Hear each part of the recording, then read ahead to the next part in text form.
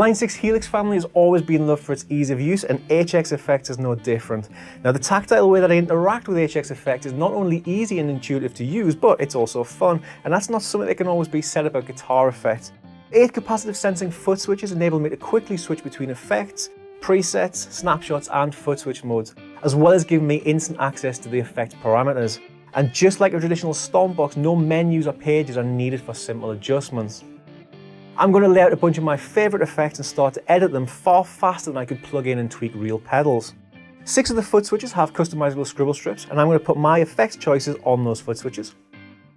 Starting with an empty preset, I'm going to enter Stomp foot switch mode. Now I'll choose my first effect and where in the signal chain to put it. Now the signal chain follows foot switches 1 to 6, but that can be easily rearranged and customized. And I can have 9 effects at once, but only assign my most used effects to these 6 foot switches. Maybe even assigning several to the same foot switch. When I know where that effect is going, I'm going to press the big knob to see and choose from the effect categories, then press to choose mono, stereo, or legacy, which is the effects from the older Line 6 M series pedals. Then I'm going to choose the actual effect, and that's it done.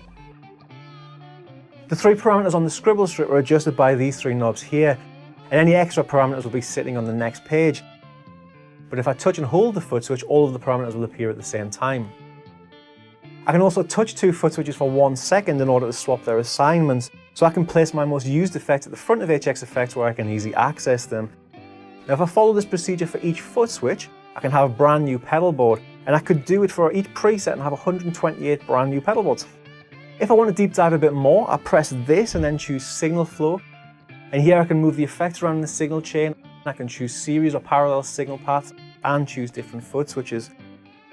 Now another feature that I found really helpful over the course of doing these videos is pedal edit mode.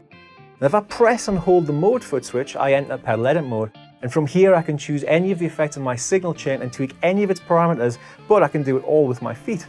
So I hope that was really helpful. It's really easy to use, and 10 minutes of time spent using it with the included cheat sheet, and I'm sure you'll have it all figured out. So please check out the other videos in the series, and thank you very much for watching. Cheers.